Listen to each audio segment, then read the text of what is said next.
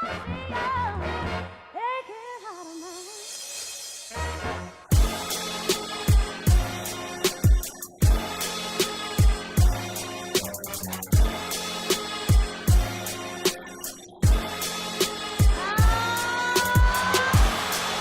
have a timeout. Decide not to use it. Curry, way downtown. Bang! Bang! Oh, what a shot from Curry! With 0.6 of a second remaining. Yo, what's up, everybody? This is the Outlet Pass Podcast, episode 8 now. I'm your resident JT McConnell, the homie's homie. More importantly, my real name, Justin DiVirgilio. And tonight, we have a little bit of a change. We have a guest co-host because my good friend Dante is dealing with some family stuff. He's out having a good time, little break. It's okay. But in the future, this won't be as far. We have friends that will be guest hosts. And let me just introduce you to the first guest host of the Outlet Pass Podcast, Mike Martin. What's up, Mike? How you feeling? What's going on, Justin? Glad to be here. I don't know. I'm kind of like Nick Foles coming in here. I don't know if I'm going to be taking over, what's going on here, but I'm ready to go. Wow, shots fired. Ready to talk hoops. You ever? How many times you met Dante? You're shooting at him already. Nah, no shots at Dante. I don't think I've met Dante, but no shots at Dante. You know. But yeah, I'm excited always to be trying here. to start shit. You know, after this Christmas Day game, a lot to talk about with the Sixers, especially, but other stuff going on around the league too. 100%. And let's just dive in because LeBron James and Anthony Davis made headlines about a week and a half ago, I believe, when the Pelicans played the Lakers. And then after the game, they went out to dinner and discussed, just their favorite sneakers, maybe their favorite cities. I don't know. Maybe Anthony Davis playing with the Lakers. I don't know what they talked about. I think that might have been in the discussion. I think that was a part of what they were talking about. But where do you fall on them meeting? Like, do you like that? That's in the news. That's cool. Mm-hmm. Do you think it's tampering? Well, they go out to dinner. They know it's going to be in the news. People taking pictures of them. They could have done a FaceTime call. Anthony Davis and LeBron. They're definitely friends. I don't know if they're best friends or whatever, but them going to dinner, of course, it's going to be in the media. The owners didn't like it, whatever. At the end of the day, Anthony Davis is going to do what's best for him. He's going to take LeBron's opinion into consideration, definitely into consideration. But AD is going to do what's best for him at the end of the day and for his future. I completely agree, and this has been in the rumors, I don't know, for since last July. I'm pretty sure AD was, even though he's not a free agent until 2020. Mm-hmm. No, wait, I got the years wrong. 2019 summer. Wait, right, no. One more season. No, 2020, I was right the first time. Dude, Jesus. Oh, my brain. Shot. But, so he's been a story last summer. He's going to be a story all this summer. All this year and this summer and the next summer.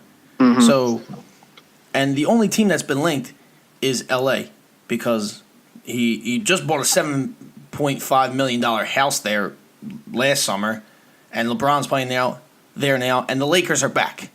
They got the big fish. They finally got a big fish since acquiring.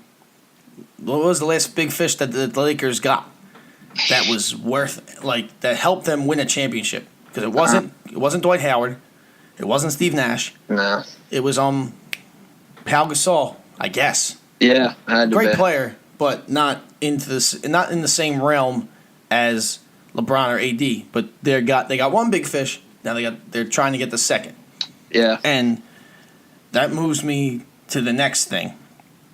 Is that the Lakers seemingly, and this is only because of perception, and we follow the media. We're just fans, and I want to get into broadcasting, but we're commenting on this stuff. We have opinions. They look like the front runner, and probably if 9 out of 10, he's going to the Lakers. Yeah. Right. Well, right now it is early in the season.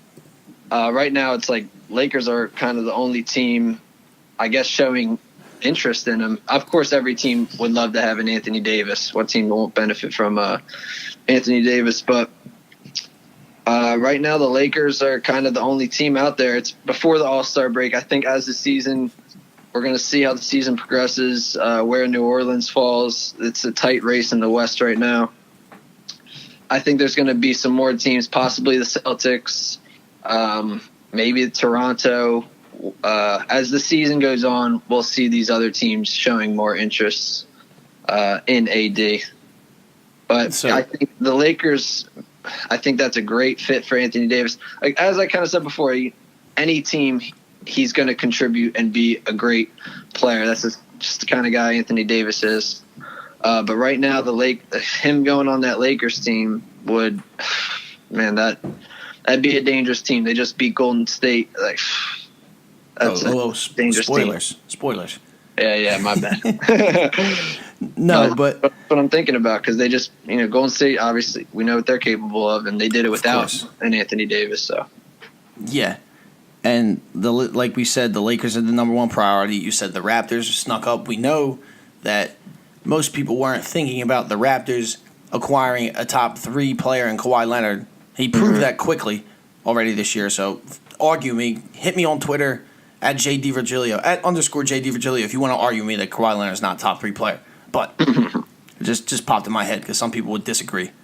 A lot of talent out there. He's a great player. So Toronto would be one. That could be another sleeper. That'd be crazy if Toronto kept Kawhi and got AD. That'd be insane. Yeah. They're already looking like they already look great. I think they're the best team in the East right now. Well, I would agree with that. They were last year anyway, and they just added, like I said, a top 3 player. So why wouldn't they be the best team again? Yeah. But then you have the Celtics, another rumored team. I don't know if they're gonna want to depart with the young talent that they have to get Anthony Davis, since they acquired those guys in such a great way, and they essentially duped the Sixers at this point in time, and duped the Nets 6 years ago. So they have those guys, and then the Sixers rumored maybe a month ago. That one would be awesome. I mean, it would be incredible, especially with the roster. We'd have the best foursome in the NBA, I believe. Yeah. Another thing we're not talking about is New Orleans acquiring that 2 or 3 guard, or 3 would be a forward, but 2 or 3 to their team that Drew Holiday at the point, he's playing great ball. You know what Anthony Davis is capable of. If you add like a Jimmy Butler with that team, they've got a good roster around them. Julius Randle at the 4. If you add another piece there, AD might just stay in New Orleans. Which hasn't been the narrative, and I'm glad you brought it up, because I think it's not as unlikely if the GM makes a move, like you said. It would be an incredible indictment on the organization if they don't try and please Anthony Davis, because you need Anthony Davis. He's one of the best players in the league to be a title contender, and get another person with close to elite talent on your team. Yeah. Or it would also be an indictment if they just let him walk in the summer of 2020 without getting anything, and that means the New Orleans Pelicans are back to what they were before getting Anthony Davis, or before Anthony Davis was healthy and good. Mm-hmm. And you got to pay these guys. That's another part of it. Davis is getting offered a lot of money. I think it was he's looking at a $240 million if the Pelicans wanted to extend him. Yeah, it was something around that range. Mm-hmm. It was a crazy number. Hold on, I'll keep talking. I'm pretty sure it's in this. Oh yeah, you're right. $239.5 million. Yeah, 500,000 more. You gave him a little. Here's your allowance, kid. Don't worry about it. Keep that. Yeah. And an interesting thing before we get off Anthony Davis, Dante, who's not here, as I said in the beginning, texted me. He wanted to get his input in. His Anthony Davis comment, quote, "Clutch Sports, Rich Paul and LeBron's agency now has Anthony Davis in their pocket. And he feels like this move was a ploy between both LeBron and Rich Paul. It sets up L.A. with the greatest player in the world and the big who can do it all. 2 of the top 5 players on the same team is real nice. The Warriors love it. The only problem is the Lakers are going to need to make room to make that happen. And who's the first to go? So some good insight from Dante while he's not here. I know he'll listen tomorrow or the next day. Whenever he gets to listen, he'll hear me read what he said. Good on you, Dante. It's going to be crazy, man. I feel like it's just like the next player we're going to talk about. There's going to be a story about him going to another team or leaving almost every other week. Yeah. And let me just segue that into there's going to be a story about, I feel like, although he went away, Markelle Fultz every other week. Yeah. It has been at this point. He's only played, what did he play, like 10 games? I don't know. Whatever he played, it was just the same old stuff we've seen. With Markelle, it's like his jump shot. There's something in his head. I told you this earlier. Yeah. Hold on. Let me just cut you off real quick. God. He hasn't played since November 17th. I want to before you get into your negativity, I just want to big up Markelle, even though it's just honest, not negativity. So, honesty can be negative. Mm-hmm. But I just want to get into Markelle being big upped by our favorite rapper, right? He's your favorite rapper, J. Cole. He's Eminem, mine. Lil Wayne, and then Cole. So he's my guy. I love top Cole. 3. He got shouted out by Markelle. He said he prays for Markelle because they know they fucked up his shot. Mm-hmm. And he knows he's got it, and he's praying for him. He's got it. Pretty much. It was super cool just for me as a Cole fan. He's been killing it all year with his album and then his features. Just to shout out Markelle, and then later on, I'll just do this because I'm a fan of this player as well, Dennis Smith Jr. Him and Cole are cool, so he got shouted out just like the next line. Yep. What did you think when you heard that?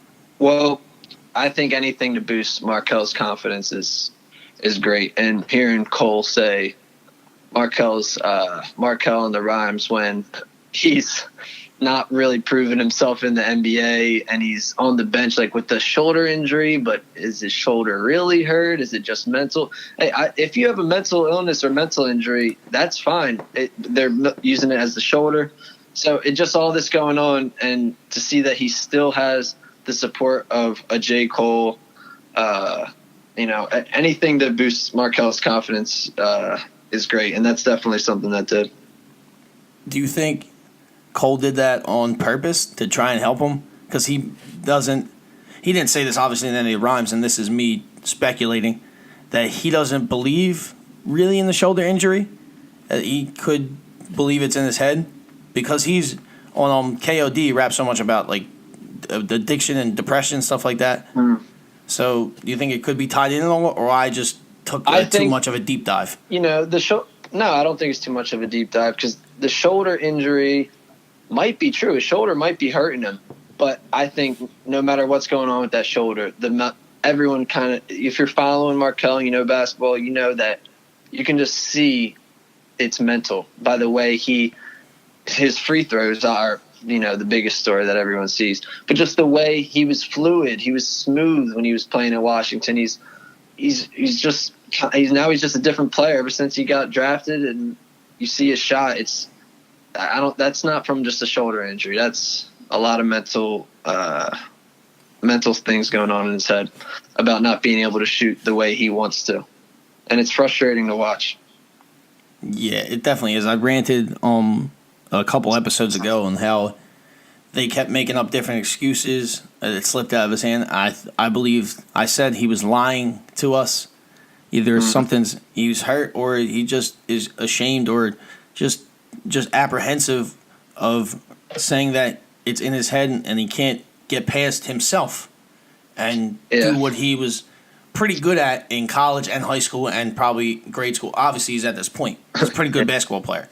So I ranted on that. And, of course, the Raymond brothers, Markelle's agent, told ESPN that he's progressing well and they expect Markelle Fultz to return to the team this season. Do you believe this? How much of this do you believe? Which parts? I think it's good to hear because we don't really hear much. There's a million questions everyone wants to know, So I think it's good to hear that to hear something and that it's positive. Finally we're hearing a little something, and it seems like they're saying he's going to be back.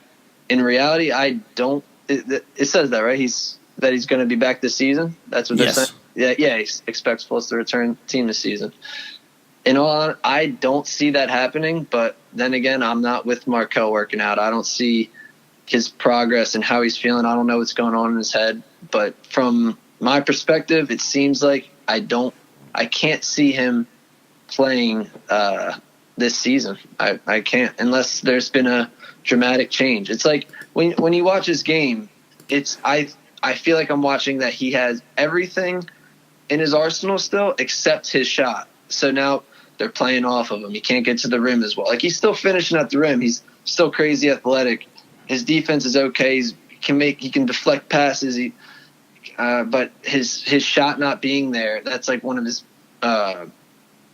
main points of his game, and it's just hurting other parts of his game. The defense is sagging off of him, daring him to shoot the three. He's got to get that shot back, man. I saw that too. I said it in conversation almost every day. You could tell he looks only like he doesn't know what's happening when he's about to shoot. Mm-hmm. Other than that, he is playing basketball probably the way he's played basketball. He looks fine. Yeah, he gets 7 or 9 points because those are usually he usually gets 7 or 9 laying the ball up, getting to the free throw line. But then he's got 15 to 20 points from pull-up jumpers, kick it out for the threes, 3 for 4 or 3 for 5, whatever, from the 3-point line, and he's 5 for 11 from the field, and he's got 23 points. But now you're just seeing the aspects of his game, getting to the free throw line, getting fouled. He's how tall is he? 6'5", 6'4"? 6'4". And he gets to the rim on these guys, and he can't dunk on everybody. So it's like without that shot, he's got to transform his whole game, and it's just not a number. It's not the Markelle Fultz we want. It's the weirdest story, I believe. Yeah. In one of the weirdest stories in NBA history. Let me ask you: do you think he's going to return this season? If you had to bet on it, what do you think he's going to play this season? Well, so far in this podcast, we've agreed a lot, and I'm going to agree with you again because I don't believe it. I believe that he can play, but after this, with this statement, I'm glad he's not talking. But this told me, and he's finally becoming more of a pro, that the agent pretty much talks for, like, injury-wise, what the player's doing. Like, it gets reported by source or this source. So he's not talking for himself. I don't believe it. I don't believe he's coming back this season. Yeah, and you just got to remember, he's so young. Is he even 21 yet? He's 20, right? It says he's 20. In the Liberty Baller article, it said 21. Okay. I mean, just turned 21. Yeah. He's so young. Most people are figuring out what they're doing with their life. Obviously, he's in the NBA, he knows, but his mental state from now and then when he's 24, 25 years old, he could be a whole different person with confidence, and he could be the player that we've kind of all wanted to be, and of course he wants to be. And I think he's a great kid. He's F2G, faithful to the grind. He's got it tatted on him.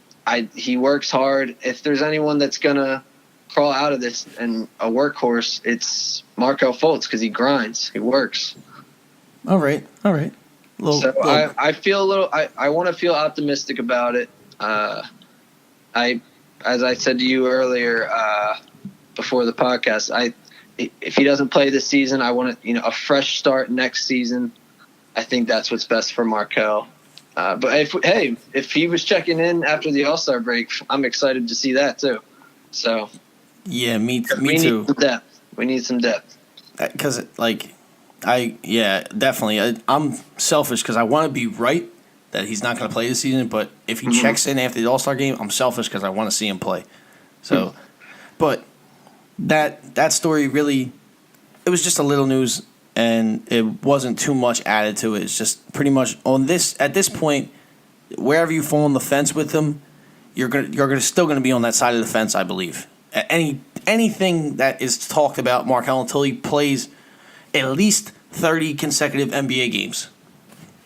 Yeah. And that's pretty much the entire gist of it. Mm-hmm. And instead of talking about this depressing kind of unknown stuff that you just have to like grab at air to try and speculate what's happening, let's talk about some happy shit. Okay. Christmas Day. The NBA gives us Christmas a gift Day every was year. happy. 5 games. This is why the NBA is awesome. They rule Christmas. You have 5 games all day. And started off with the courtesy game because they had to get their 53rd consecutive Christmas Day game in the world's most famous arena. Whatever. The New York Knicks lost to the Milwaukee Bucks 109-95. Yeah. You have any takeaways from this game? Well, I wouldn't be right to not see the Knicks play, a team playing at the Garden. Kind of just what I expected. The Bucks to come in and dominate. That's what they did. The Knicks, I like Alonzo Trier. He's cool, but the Knicks are just, they're not doing anything right now. And what I expected happened, and that's the Bucks dominating. Yeah, I like Alonzo Trier too. Tim Hardaway's playing well. Moutier's playing okay now. They have a couple of players. I think they have at least like 2 or 3 players that will be on their future team. Yeah, hopefully. I wish the best for Chris Stapps because I love watching him play. He's a hell of a player. Yeah, and the Bucks did what they did. Giannis had one of the weirdest assists I've ever seen. He missed the dunk, but threw it so hard that it was on a short hop to I forget who was in the corner to then shoot a wide open 3, which was then hit. It was such an odd play. I actually looked away when I was watching it. I looked up and they were cheering, and Giannis was running back down the floor. I was like, "What happened?" I screamed. I got mad at the TV because they were talking about it. I was like, "Show the replay." I missed it, and then showed the replay. I was like, "Oh, he didn't dunk. He passed it by accident." It was so weird. I didn't catch it. I gotta check it out. He got a standing ovation from the Garden crowd. Don't know why. Doesn't make sense. Such a great sports city, right? New York. Begging him to come play. Begging him. Yeah, because he's going to New York City. He can't even blend in Milwaukee. He'd look crazy in New York City walking around Times Square. Absolutely nuts. Can you imagine? Imagine Giannis on the Ferris wheel in the Toys R Us store. Yeah, he would stick out like a sore thumb. 100%. The next game, Rockets at Thunder? Yeah. No, it was Thunder. It was in Houston. Oh, okay. Opposite. Yep. Rockets won 113-109. Harden dropped 41, 6 boards, 7 assists. Paul George did his thing with 28, 14 boards. Only had 2 assists, but a lot of missed shots. Paul George is playing good this year. 10 for 25 from the field. You're right. A lot of missed shots. Sneaky MVP candidate. People were been rumbling with Paul George, which is interesting. It's the first time that Westbrook has played with an MVP caliber player since KD. It's good to see Paul George playing good after that injury because you never know how guys are going to do after that. If they're going to be able to play on an elite level again, and it's good to see Paul George back. Of course. And the Rockets concern me.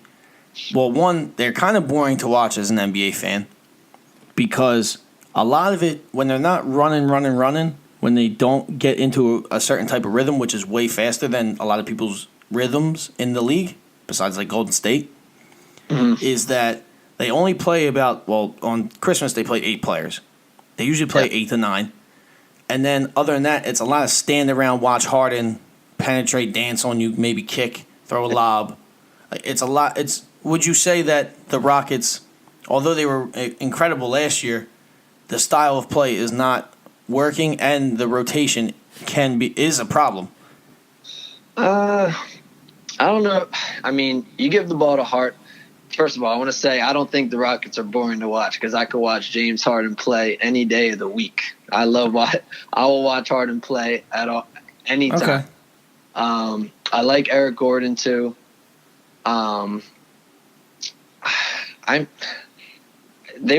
What seed are they right now? They're 18 and 15. They're just not the Rockets they used to be. I don't see. Last year, was it? It doesn't even feel like it was last year because how different everything seems. But they were 1 game away from being a Chris Paul injury away, I believe, from being in the finals. And now this year, it seems like, are they even going to be contenders? I don't know what's going to happen to the Rockets come playoff time. Yeah, it's very interesting. Currently, they just beat the Boston Celtics. Good for the Sixers. Good for us. 19-15. They are now 6th in the Western Conference, sitting behind the 2 LA teams, Oklahoma City, Denver, and Golden State. Yeah. I like Denver. Maybe I overshot with boring. It gets too predictable. And it's not like Golden State type of predictable when you know they're going to go on a crazy run, but you don't know who's going to get hot. You know it's going to be all James Harden. Yeah. And it slows the game down. And I don't really want to watch one-on-one ball until like the fourth quarter of a game or the end of the quarter or playoff time. That's where I'm coming from. Do you know when Chris Paul, I'm looking right now, when Chris Paul is looking to come back?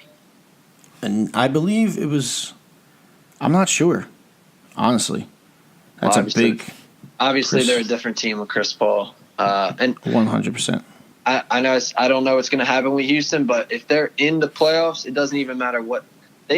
Houston could be like a 6, 7, or 8 seed. It doesn't really matter. There's so much talent in the West, so many good teams that it's like if you just get a seed in, if the Rockets are in there and James Harden and Chris Paul are healthy, and I like Clint Capella too. He's got to be healthy just because Harden and Paul complement him so well. They're a contender, and that stinks if you're the 2 seed and you got to play Houston Rockets at 7. But we'll see how they do if they put more wins up and get a higher seed. Before the 82 games are up. Yeah, the funny part about Chris Paul being out since December 20th is that the Rockets have won their last 7 games out of their last 8. So. Oh wow. Yeah, that was intriguing. I just figured that out because of Google. But on to the next game, the LA Lakers at the Golden State Warriors. This one was probably the biggest story of the day. Yeah, for many different reasons. Well, yeah. The Lakers won 127-101 in Oracle. And then you have LeBron James getting hurt. Yep, the record didn't skip, even though this isn't a record. It's an audio file. LeBron got hurt in the third quarter with a significant left groin injury, which we found out today. He's listed as day-to-day and to be out several games. Yeah. And the reason why the Warriors lost, another big story, is that the team shot 25% from 3, which I can't even recall a time where they shot that bad. Yeah, Kerr was very frustrated on that sideline. Yeah, they definitely all were. And I know you told me before that you've dealt with a groin injury. Before we get into the game, I'd like you to talk about how this can affect the best player in basketball. Yeah, so I played high school ball, and I think it was my either junior or sophomore year, I got a groin injury. It wasn't like major, but it kept me out a couple games. I actually more than a couple, kept me out at least a couple weeks. Depending on how major this groin injury is, you just have to be so patient with them. I hope it's nothing major, because it's like with a groin injury, if you think you're ready to go and you rush back into it, and it's not full and you're not 100%, it's almost like it resets and now you're re-injured again and your groin is, now you got to wait even longer. So it's like LeBron isn't going to be able, he shouldn't be able to come back until he's 100% and that groin injury is gone. Because if he's like, all right, I feel it a little bit, but I'm going to play through it, which I don't think he'll do. He's smart about it. Then that injury is just going to flare right back up, and he's going to be hurt again. So it's just, you got to be really patient. You cannot rush getting back onto the floor with a groin injury, especially. I've heard that was interesting that you brought up if you kind of like tweak it again or you come back too early, it's like re-injuring it all over again. It's almost like resets. That's what it feels like. Okay. I've heard that's the case with hamstring injuries as well. Could be. I've heard that's always the case. And this is super interesting because LeBron's never been hurt, And in the article, he said something to the effect of he's not going to rush back anyway because he doesn't know how his body is going to react to the injury and the treatment to get the injury to not have the injury anymore. So obviously, like you said, he's a smart guy and he knows what he's doing. But the Lakers, even without LeBron, they actually took their game to another level. Yeah, in that second half without another him. Story. When did he get hurt? In the third quarter, 8 minutes? Is that kind of when it happened, or was it second quarter? I believe it was early third quarter. Yeah, early third. And then the game was probably within maybe 6, if I can remember correctly. And then all of a sudden, Lakers just put it into another gear. Once LeBron went out, I'm like, all right, Golden State's taking over. They're going to, go on one of these runs and it's over. But that's not what happened. It definitely wasn't. And the incredible part about that story is that the Lakers had 7 players in double figures, having 10 points or more. And they completely outshot the Warriors. They shot 55% from the field and 39% from 3. Mm-hmm. So they completely just beat the Warriors at their own game for one game. Yeah, without LeBron for a half. And the Lakers are deep, too. And I love Luke Walton coaching there. It's like he is a better coach every game. And the Lakers are deep. Rondo just got back. They just have a lot of talent. They have a good thing going over there in L.A. Both L.A. teams, but the Lakers and what we're talking about right now. Yeah, the Lakers especially because they're the bigger team. They have the bigger celebrities and all that. They got everything LeBron, that comes with the Lakers. They got LeBron James. LeBron James. Yeah, yours was a lot better than mine. Now on to the second most boring game of the day. Just not that significant. There was another game? Yeah, although entertaining. Just kidding. I didn't even know there was another game. Once the Lakers were done, I was done. The Trailblazers against the Jazz, 117-96 win for Utah in Utah. 7 players in double figures like the Lakers. And the only interesting thing for me that the Blazers did that they shot 39% from the field and 39% from 3-point range. So good 3-point percentage, terrible field goal percentage. Well, not terrible, but average. Yeah. I don't know. The Blazers must have been still reminiscing over Christmas morning. It's not because they're a good team. I like the Trailblazers, and the West is just so strong. The East is strong too. It's not as deep. Like the West, Jazz, great team. Blazers, East great is top heavy. Yeah, exactly. East is top heavy, and it's like with the West, it's going to be really interesting to see what happens at the end of the season this year. It's going to be like, I think the predicaments are going to be insane.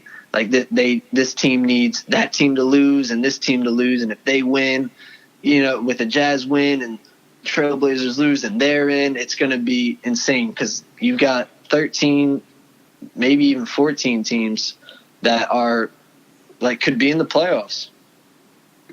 Yeah, I heard in your voice that you sound like a giddy guy just thinking about it. You're the first giddy guy. New Orleans is right now the 14 seed, and it would be great if they acquired somebody. But even if they don't acquire, they're 15-20 right now. They're 4 games back from being that 8 seed held by San Antonio, and they could easily move up. But ahead of them, they got Minnesota. So this is starting from the bottom. From the very bottom, it's Phoenix, and then it picks up with New Orleans, Minnesota, Dallas. We know what Luka's doing over there.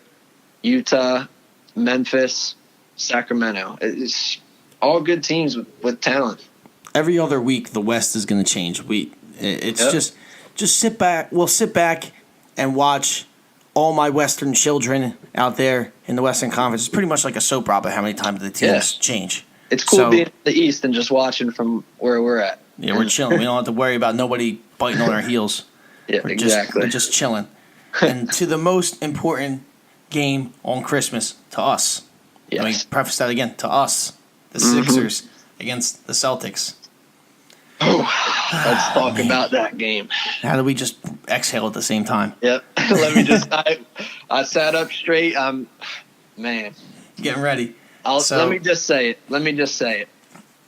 What everyone's thinking, and that is, how does Jimmy Butler not have the ball when time is winding down? Tie ball game. Why is the ball not in Jimmy Butler's hands? Brett Brown, I'm asking you, why?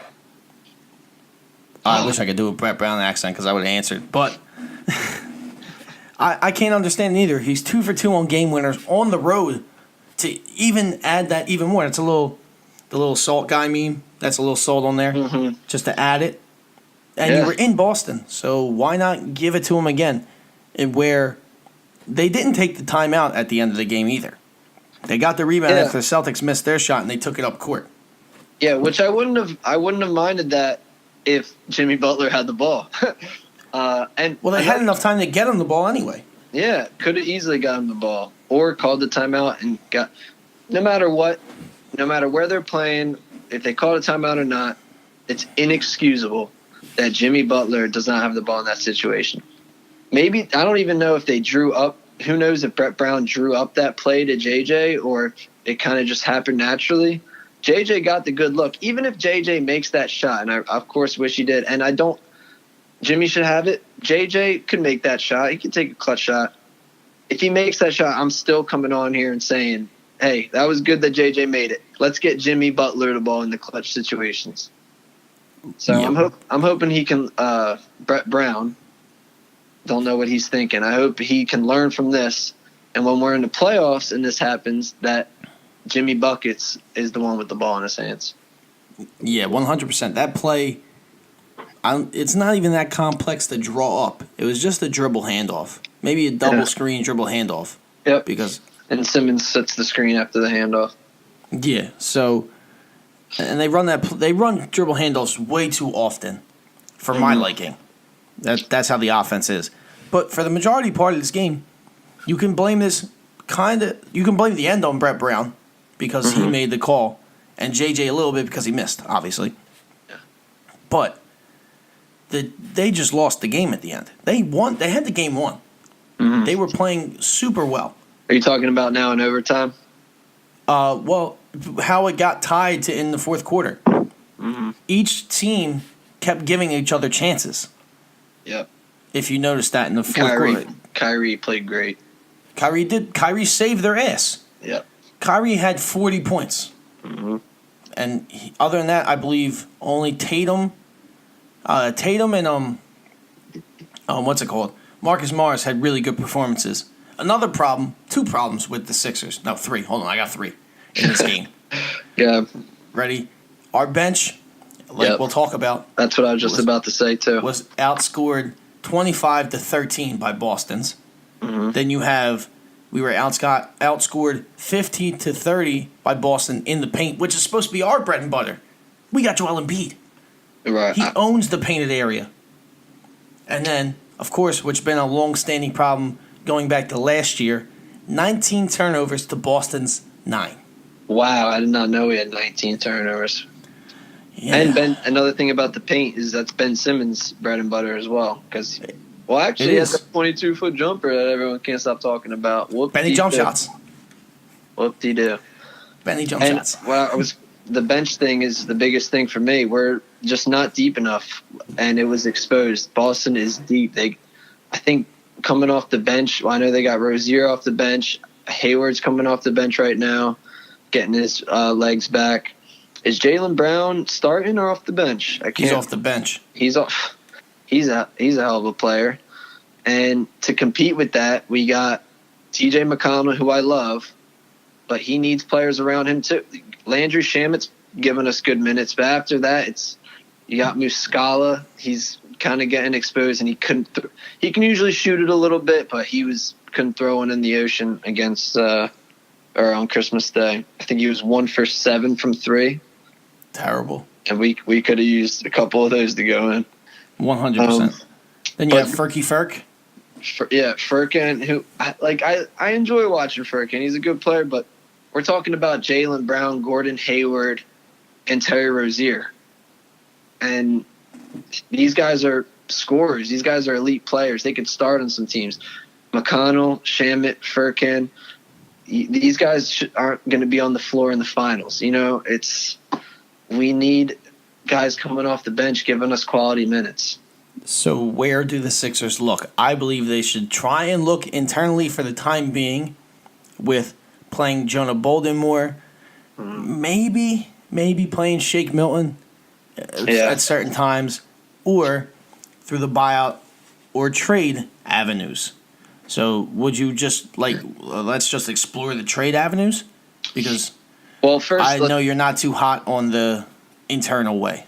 Yeah, on the two guys you mentioned, on Shake, I saw him. I was telling you this earlier. I saw him check in twice maybe when I was at the game, and he just looked like a freshman he's getting his opportunity on the varsity floor. And it's like, you just hope that he maybe scores. That's really what it looked. No offense to him. I hope he gets better as time goes on or he improves, but he's not giving us any quality minutes. And who else did you mention? Jonah Bolden. Yeah, who in one of the home games had played a great 3 minutes. He blocked a shot, got an offensive rebound, dunked. It was a great sequence. You could see it. You could see he's capable. Yeah, so maybe we need to see more of him. And I told you earlier, a guy that I want to see maybe get, if we're going to go internally, Justin Patton from Creighton. Just being at the games and seeing him. I haven't looked up his highlights. I haven't seen what he did at Creighton. But just seeing him on the bench with it might sound funny to some people, but seeing him on the bench with that suit on, and he's he's as tall as Embiid. And I just really am excited to see him take the floor and see what he has to offer. Because when I see him on those sidelines, I'm like, this guy looks like he's for real. He looks like a player. So I'm excited. I'm feeling optimistic about Justin Patton, seeing what he's capable of, which we got in the Jimmy Butler trade, for those of you who don't know, because Jimmy Butler took his shine away. Yeah. I'm optimistic with Patton, too, because he's a big body. Mm-hmm. And he's a center. And the Sixers need one. He looks like he's 7'1", 7'2". Back to Bolden real quick. Yeah. This is from Brian Seltzer on Twitter. He covers the Sixers. From Brett Brown at Today's Shoot-Around. The last point on here, the only one that has to do with our conversation, is trying to put Bolden in situations he can incrementally improve. So that sounds encouraging. I hope he puts some action to it by putting him in the game. And all he's got to do is put him in instead of Amir Muscala. Well, they don't play Amir like that anyway, and Muscala is going to stay in the rotation just because he's good enough as a shooter to stay in for what we have. And now let's explore some outside trades. options. Yeah. Sure. I'm pretty sure we might be repeating some names because I brought this up earlier, and now the media's, since catching on, I'm a little ahead of my time. But Justin Holiday from the Chicago Bulls, former Sixer, brother of Drew Holiday, a good two-guard. He's shooting 40% from three this season. I think he would help us immensely. Yeah, he's a guy that's kind of what I'm talking about, just giving quality minutes off the bench. I'm not asking for someone to make a crazy impact, but just contribute. That's what we need. He would be a great guy to have. I do like what Shamet's doing. Does Justin play the 2 or the 1? I'm not really sure. What does he like to play? He's a 2. He's a 2. So in my mind, I would say to that we already have Shamet coming off the bench. But hey, you wouldn't. Shamet played a little 1 in college. They could go back and forth between that. You could find a way to do it. Yeah, if we had him on the roster, he would definitely be in the rotation and contribute in good minutes. All right, so he'd be good to have. Good part about this is that even if they don't get him this year, and the Bulls decide to move on from him, he's an unrestricted free agent this season. So let's keep our eyes peeled for that. Gotcha. Who else you got?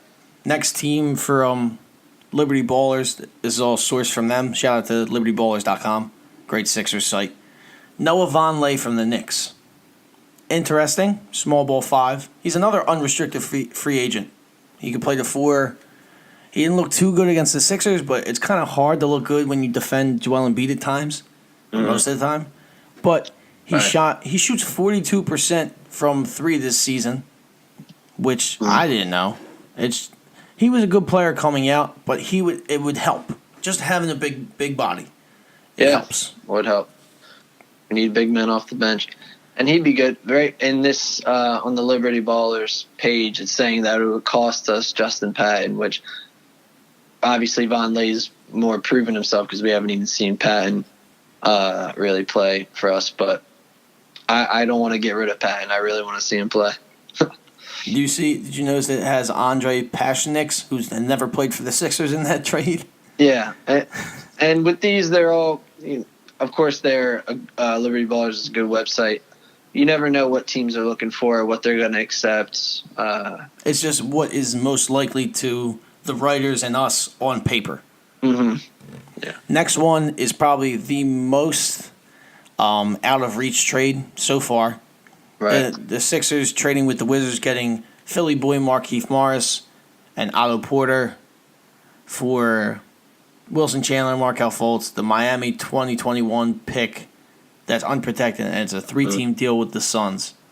And then Chandler going to. This is really confusing. Yeah. Okay. But let's whatever just stay it with. is, I don't know how you even put Fultz in here because teams might not even want Fultz at all. So it's like, how do you know the trade value of Fultz? Chandler's been giving us some good minutes. Markelle Morris and Chandler, they're kind of very similar players. But having Otto Porter, it would be nice. We do need more depth. It's like since we got rid of Covington and Sarge, I'm glad of course I like both of those guys, but it was the good move to get Butler. But now our depth is, it took away from our depth. So if only at the time, and this could have worked, if they wouldn't have taken Covington and they were high on Fultz, we could have gave them Fultz before all this happened, and Fultz and Sarge for Butler, and we keep Covington. Imagine having Covington stashed away on the bench. Oh, it's a little side note, by the way. Justin Patton looking up his injuries. He's got an injured foot, which we're very familiar with in Philadelphia. But he's hoping to play this season. He thinks he will play this season. No timetable of before the All-Star break, after, but he did say that he thinks he will play this season. So that'll be exciting to see him suit up. All right, since we're dealing with foot injuries in Philadelphia, let me give you my side of the injury update. From Kyle Newbeck on Twitter, Elton Brand says Zaire Smith has been in the gym every morning working, and the team expects to see him back this season. Zaire is currently out with a foot injury and peanut allergy. Has an upcoming test on his foot to make sure everything is tip-top. Brand says the majority of Smith's recent work has been lifting, shooting, and obviously physical therapy. Yes. So that's always great to hear. Yeah, it is. I'm excited to see Zaire play. I feel like he's a Gerald Green. That's what I feel like we're getting. Kind of just crazy athletic, can shoot it. So I'm excited to see him play. I would love to have Gerald Green. But back to more outside options. The next one is Kelly Olynyk, highly hated NBA player by a lot, from the Miami Heat, and giving this is an interesting trade mock-wise, Wilson Chandler, and giving Miami their first-round pick back. I'm good on that one.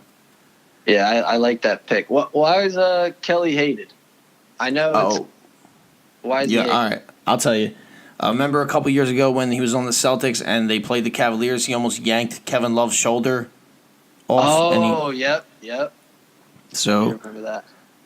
I knew there was hatred towards him. I just forgot what were some of the reasons. And he's pretty aggressive. He kind of has a hateful face, hateful hair. Yeah, he's got soccer hair on the NBA floor. Yeah. He's white. He there's certain things that just come with, he's got it's just attributed. But he's a pretty good player. And he plays dirty, kind of dirty. He plays physical. He gave the Sixers a tough time in that series last year. At least on defense. Any big man, you got to put a hand up out on the three is going to be dangerous. Well, not dangerous, but they're going to contribute. Of course. The next one on this list, is the Sixers making a deal with the Orlando Magic. Either Terrence Ross that the Sixers acquire or Jonathan Simmons for Markelle Fultz. Again, I think we'll both dismiss this one just because Markelle Fultz will not be traded. Yeah, but I do like both of those players. Like both of them as well.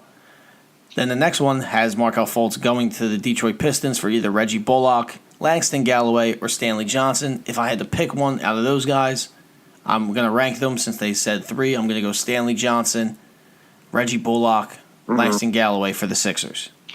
Yeah, and again, these trades, like, they don't make headlines because it's not acquiring Jimmy Butler. But this is, if the Sixers want to be a championship team, this is what we need. We need more depth. We got you can't play 9 players in December. Yeah, we got Butler, we got Simmons, we got Embiid.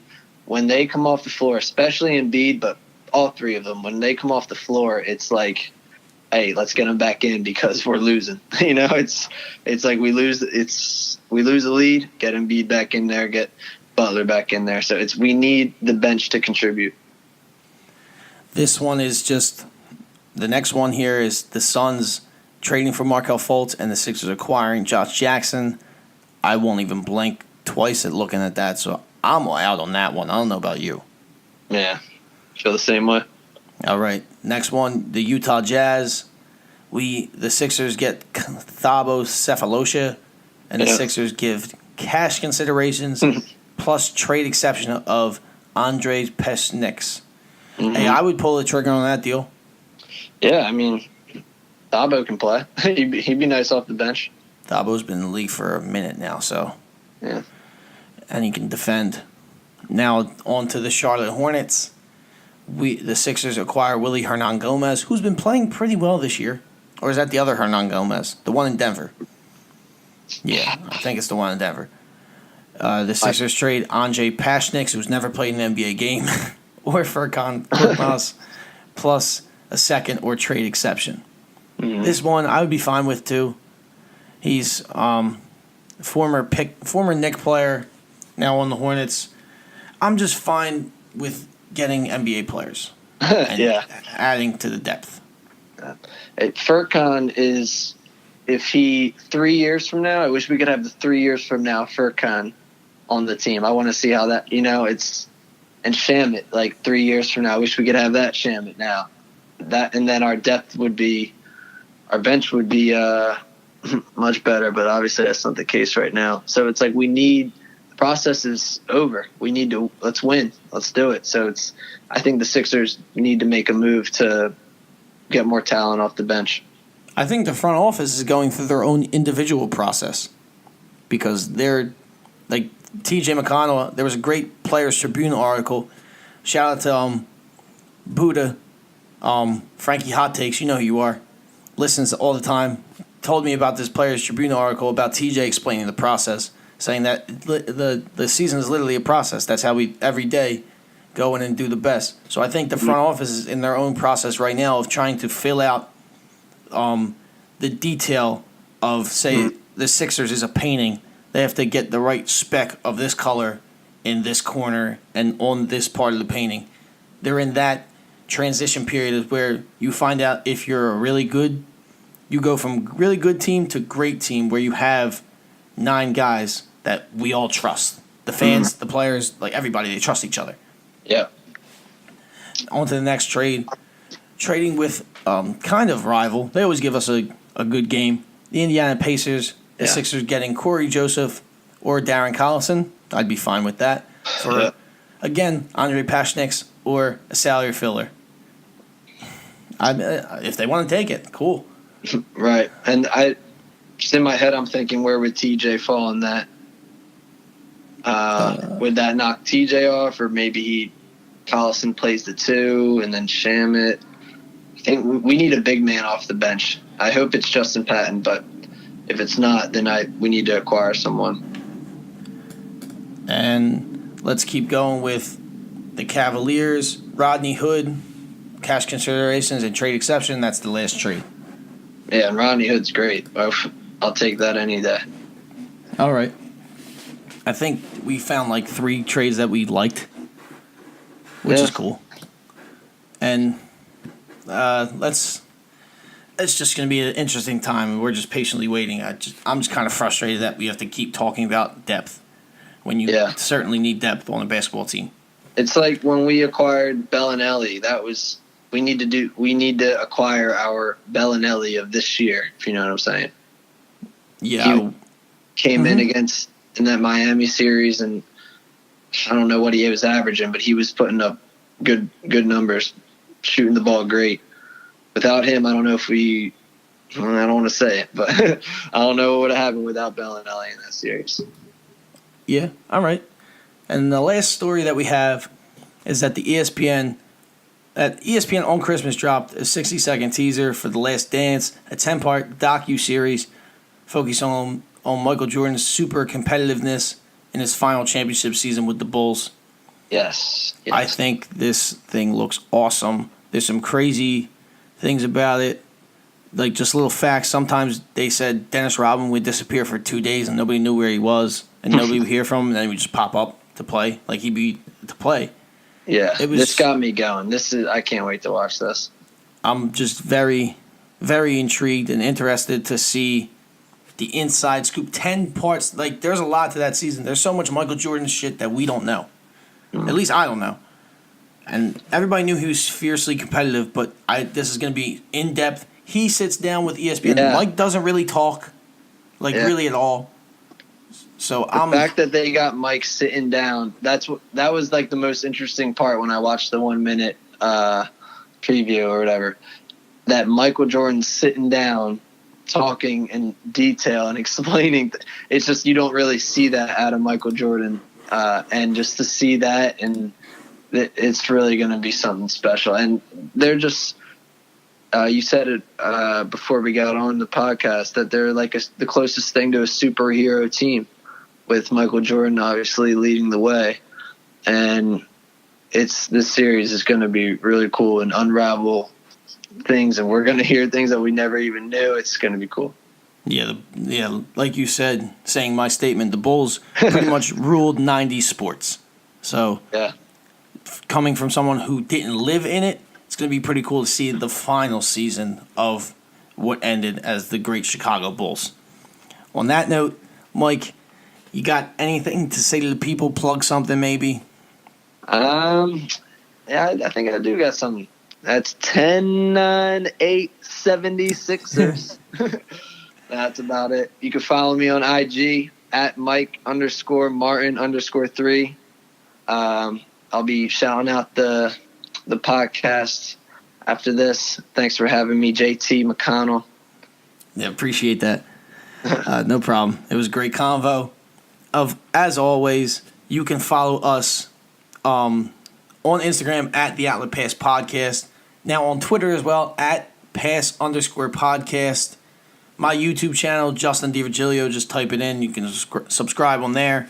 SoundCloud, the Outlet Pass Podcast. Follow, like, repost, share, tell a friend, tell a friend. We're on Apple Podcasts, the Outlet Pass Podcast. Rate, review, subscribe. Spotify as well, the Outlet Pass Podcast. Save it to your podcast. That's all the plugging I got. You can follow me on Twitter, actually, at _JDVirgilio, and the same thing on Instagram. Other than that, this has been the Outlet Pass Podcast. The ball being our opinions, and we're passing it out to you. Peace.